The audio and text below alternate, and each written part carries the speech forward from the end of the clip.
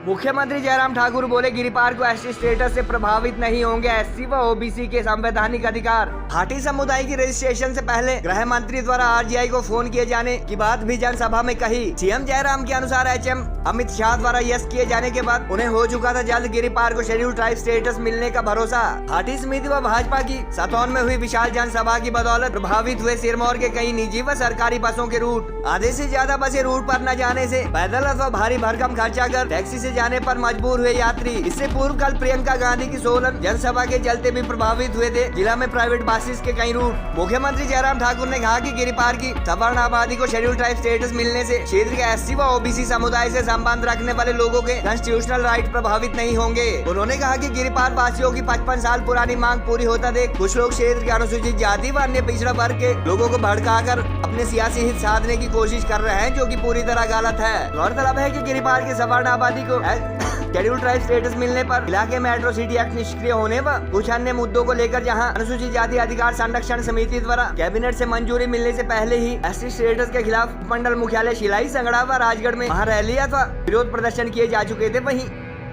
इन दिनों क्षेत्र के गलियों व गाँवों में सवर्ण आबादी को एसटी स्टेटस मिलने पर इलाके के ओबीसी अथवा भाट ब्राह्मण समुदाय का 27 तथा गरीब राजपूत परिवारों अथवा ईडब्ल्यूएस को मिलने वाला 10% आरक्षण घटकर साथ रहने के चर्चे हैं और चुनावी बेला में भाजपा विरोधी दल सोशल मीडिया पर भी इस मुद्दे को बखूबी भुना रहे हैं। हाटी समिति तथा क्षेत्र के भाजपा नेताओं द्वारा इस मामले में स्पष्ट तर्क दिया जा रहा है कि आरक्षण घटने के साथ साथ इन दोनों वर्ग का कंपटीशन भी देश की 7% आबादी के साथ ही रहेगा और पढ़ाई, नौकरी व राजनीति तीनों क्षेत्र में बिना इनकम क्राइटेरिया के पहले से ज्यादा सुविधाएं मिलेगी। भाजपा नेता व हाटी समिति पदाधिकारियों की माने तो गिरिपार की करीब 91,000 की एससी पॉपुलेशन को एसटी स्टेटस से बाहर रखा गया है और ऐसे में उन्हें उनका पहले वाला रिजर्वेशन ही मिलता रहेगा। सिरमौर जिला के सतौन में केंद्रीय गृह मंत्री अमित शाह की अध्यक्षता में हुई हाटी धन्यवाद रैली में मुख्यमंत्री ने हाल ही में हिमाचल को Vande Bharat train, AIIMS, drug pharma park जैसी बड़ी सौगातें देने के लिए प्रधानमंत्री नरेंद्र मोदी का आभार जताया। उन्होंने कहा कि गिरिपार को एसटी स्टेटस सहित उनकी प्रदेश सरकार ने अपने कार्यकाल में सिरमौर को जो चाहिए था वो दे दिया है और अब जिला की जनता से वह यहाँ की 5 विधानसभा सीट पर भाजपा की जीत व डबल इंजन सरकार में भागीदारी की उम्मीद मामा होने के नाते करते हैं। हाटी समिति अथवा भाजपा की इस विशाल रैली के चलते शनिवार को जिला के विभिन्न हिस्सों में यातायात व्यवस्था बाधित रही, क्योंकि एचआरटीसी अथवा सरकारी बसों के साथ साथ आधे से ज्यादा प्राइवेट बसेस भी इस विशाल जनसभा तक लोगों को पहुंचाने के लिए लगाई गई, जिसके चलते ग्रामीण व दूर दराज इलाकों के अधिकतर रूट बंद रहे। इस दौरान दूर दराज के गाँव में जहाँ कई लोग आसपास के स्थानों के लिए पैदल चलते देखे गए, वहीं दूर जाने वाले लोगों को टैक्सी हायर करने पर भारी भरकम खर्चा करना पड़ा। इससे पूर्व कल प्रियंका गांधी की सोलन में हुई जनसभा व रैली के लिए भी पार्टी द्वारा कई प्राइवेट बसेस को लगाया गया, जिसके चलते कई रूट बाधित रहे। हालांकि कांग्रेस के इस कार्यक्रम में केवल प्राइवेट बसें ही लगी थी और उनकी संख्या भी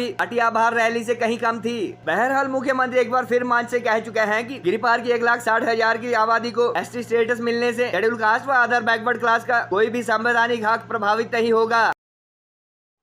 उपस्थित सभी मेरे भांजों को और भांजियों को सबको मेरा नमस्कार।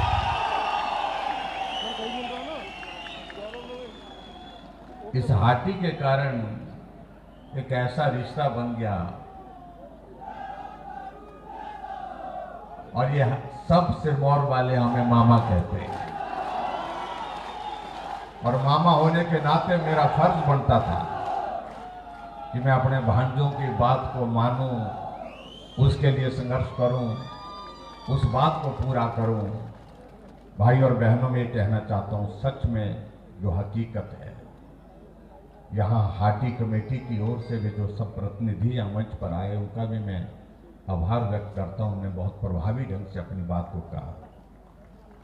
हमेशा जिस भी मंच पर आदरणीय अमित शाह जी के ध्यान में सारा विषय है। 1967 से ये संघर्ष चला हुआ था, लेकिन उसके बावजूद उम्मीद कहीं भी नहीं थी। मुझसे सब साथी आकर के कहने लगे कि काम कठिन है, मुश्किल है, लेकिन उसके बावजूद आप अगर प्रयत्न करें, प्रयास करें।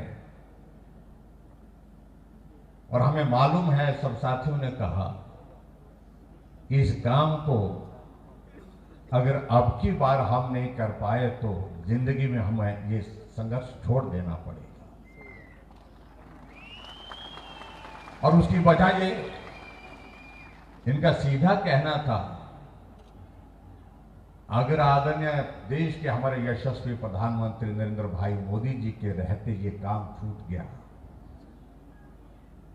और केंद्र में हमारे यशस्वी गृह मंत्री भाई अमित भाई जी से ये काम अगर छूट गया तो हमारे लिए आने वाले समय में कोई उम्मीद नहीं। यहां तक एक परिस्थिति ऐसी बनी गई, एक भाई ट्राइबल में चला गया और एक भाई जो है वो नॉन ट्राइबल में हो गया।